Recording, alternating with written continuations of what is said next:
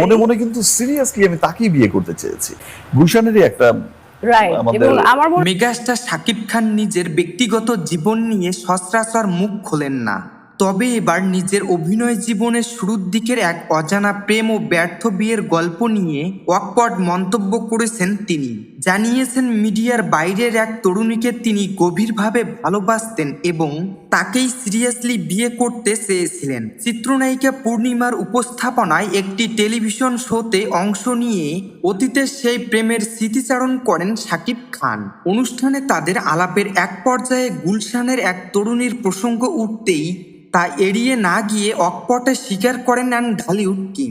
পুরনো সম্পর্কের কথা স্মরণ করে সরাসরি শাকিব খান বলেন, একদমই মিডিয়ার বাইরে সে পুরোপুরি ইংলিশ মিডিয়ামের একজন স্টুডেন্ট, গুলশানেরই একটা মেয়ে।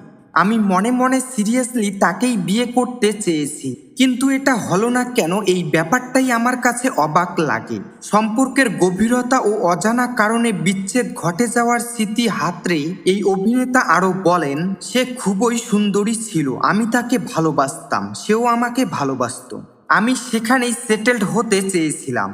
তাই মনে মনে ভাবি, আমি যেতে চেয়েছিলাম কোথায়, কার সাথে থাকতে চাইলাম, ভালোবাসলাম কাকে, আর আমি গেলাম কোথায়। এ সময় উপস্থাপনায় থাকা পূর্ণিমাও একমত হন, কারণ সেই নারীকে চিনতেন তিনি, তাকে দেখেছেনও। শাকিব খান ফের বলেন, আমি মিসও করি তাকে। সেই তরুণীর নাম কিংবা পরিচয় প্রকাশ না করলেও শাকিব খানের এমন আবেগঘন অনুভূতি বেশ আলোচনার জন্ম দিয়েছে।